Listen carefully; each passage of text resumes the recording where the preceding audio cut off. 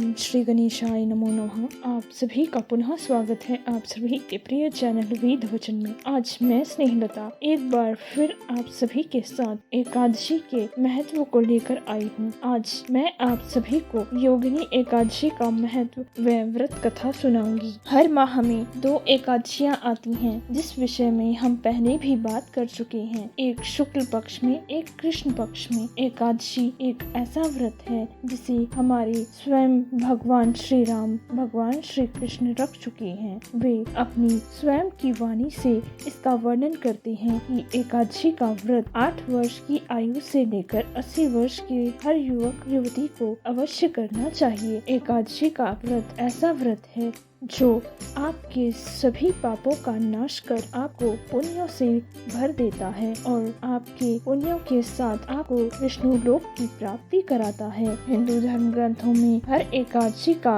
अलग महत्व बताया गया है। उन्हीं अलग अलग विशेषताओं के कारण उनके नाम भी विभिन्न रहते हैं। प्रत्येक वर्ष में 24 एकादशियाँ आती हैं, परंतु इस बार मल मास आ रहा है, इसलिए हमारे इस वर्ष में 26 एकादशियाँ हमें प्राप्त होंगी और यह बड़े ही सौभाग्य की बात है कि इस बार हम ज्यादा एकादशियों के व्रत को रख पाएंगे। इस बार श्रावण मास 2 बार पड़ रहा है, इसलिए श्रावण मास के सोमवार हमें 8 प्राप्त होंगे और भगवान शिव की अपार कृपा बरसेगी। इन्हीं एकादशियों में से एक एकादशी आषाढ़ मास के कृष्ण पक्ष की एकादशी आती है, जिसे योगिनी एकादशी के नाम से जानते हैं। योगिनी एकादशी का उपवास रखने से समस्त पापों का नाश हो जाता है तथा इस लोक में हर प्रकार के भोग कर मनुष्य मुक्ति को प्राप्त करता है। अब मैं आपको योगिनी एकादशी की कथा सुनाने जा रही हूँ। आइए योगिनी एकादशी की व्रत कथा आरंभ करते हैं। धर्मराज युधिष्ठिर ने भगवान श्री कृष्ण से कहा, हे त्रिलोकनाथ, मैंने ज्येष्ठ मास के शुक्ल पक्ष की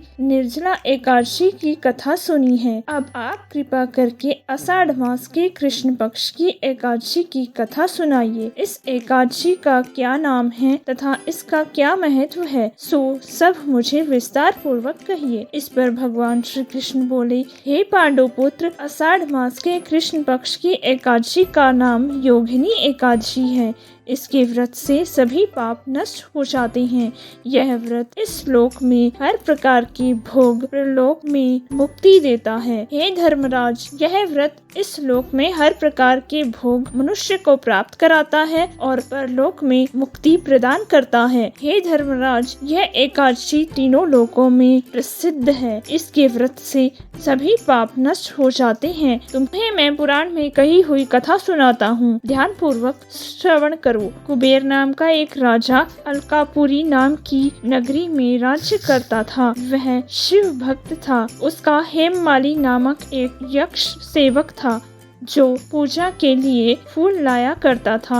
हेममाली की विशालाक्षी नाम की अति सुंदर स्त्री थी। एक दिन वह मान सरोवर में पुष्प लेकर आया, किंतु काम के वशीभूत होने के कारण पुष्पों को रखकर अपनी स्त्री के साथ रमण करने लगा। इस भोग विलास में दोपहर हो गई। हेममाली की राह देखते देखते जब राजा कुबेर को दोपहर हो गई तो उन्होंने क्रोध पूर्वक अपने सेवकों को कहा कि तुम लोग जाकर पता लगाओ कि हेममाली अभी तक पुष्प लेकर क्यों नहीं आया। तब सेवकों ने उसका पता लगाया तो राजा के पास जाकर बताया, हे राजन, वह हेममाली अपनी स्त्री के साथ रमण कर रहा है। इस बात को सुनकर कुबेर ने हेममाली को बुलाने की आज्ञा दी। डर से कांपते हुए हेममाली राजा के सामने उपस्थित हुआ। उसे देखकर कुबेर को अत्यंत क्रोध आया और उसके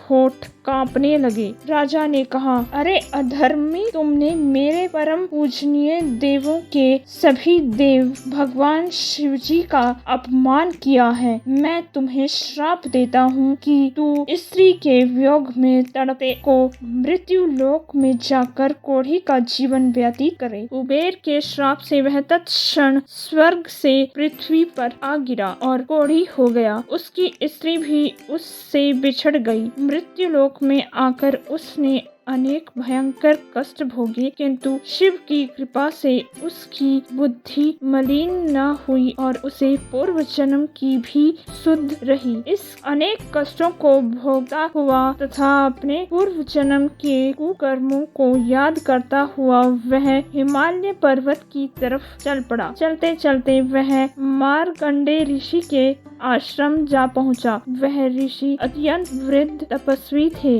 वह दूसरे ब्रह्मा के समान प्रतीत हो रहे थे और उनका वह आश्रम ब्रह्मा की सभा के समान शोभा दे रहा था। ऋषि को देखकर हेममाली वहां गया और उन्हें प्रणाम करके उनके चरणों में गिर पड़ा। हेममाली को देखकर मार्कंडेय ऋषि ने कहा, तूने कौन से निकृष्ट कर्म किए हैं जिससे तू कोढ़ी हुआ और भयानक कष्ट भोग रहा है। महर्षि की बात सुनकर हेममाली बोले, हे मुनि श्रेष्ठ, मैं राजा कुबेर का अनुचर था। मेरा नाम हेममाली है। मैं प्रतिदिन मानसरोवर से फूल लाकर शिव पूजन के समय कुबेर को दिया करता था। एक दिन पत्नी सहवास के सुख में फंस जाने के कारण मुझे समय का ज्ञान ही नहीं रहा और दोपहर तक पुष्प न पहुंचा सका। तब उन्होंने मुझे श्राप दिया कि तू अपनी स्त्री का वियोग और मृत्यु लोक में जाकर कोढ़ी बनकर दुख भोग।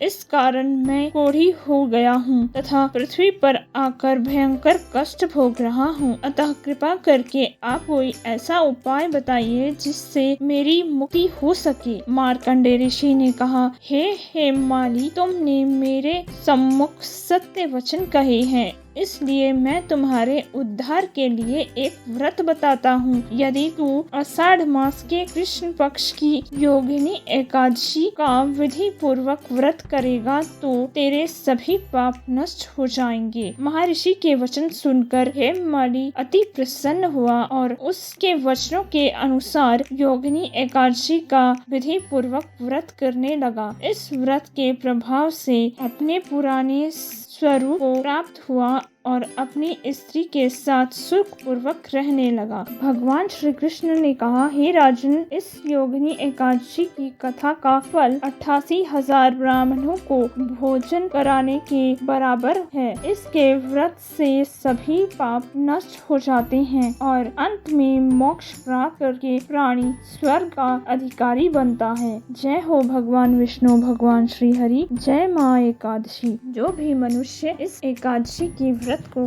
सुनेगा, पढ़ेगा, उसकी सभी मनोरथ, सभी मनोकामना भगवान विष्णु माँ एकादशी शीघ्र अतिशीघ्र पूर्ण करेंगी। मैंने आप सभी को यह योगिनी एकादशी की व्रत कथा कह सुनाई। आशा है आप सभी को यह एकादशी की व्रत कथा पसंद आई हो। अपने इस चैनल को सब्सक्राइब व लाइक करना ना भूलें। यदि आप किसी विशेष विषय पर कोई सूचना हमसे प्राप्त करना चाहती हैं, तो हमें कमेंट बॉक्स में लिखकर बता सकते हैं। मैं अपने ज्ञान अनुसार आपको उस विषय के बारे में सूचना अवश्य प्रदान कराऊंगी। मैं प्रार्थना करती हूँ भगवान विष्णु, भगवान श्री हरि, माँ एकादशी आप सभी की सभी मनोकामनाएं शीघ्र अतिशीघ्र पूर्ण करें। इस बार योगिनी एकादशी बुधवार 14 जून को मनाई जा रही है। आप सभी भक्तों को योगिनी एकादशी की हार्दिक शुभकामनाएं। हरे कृष्ण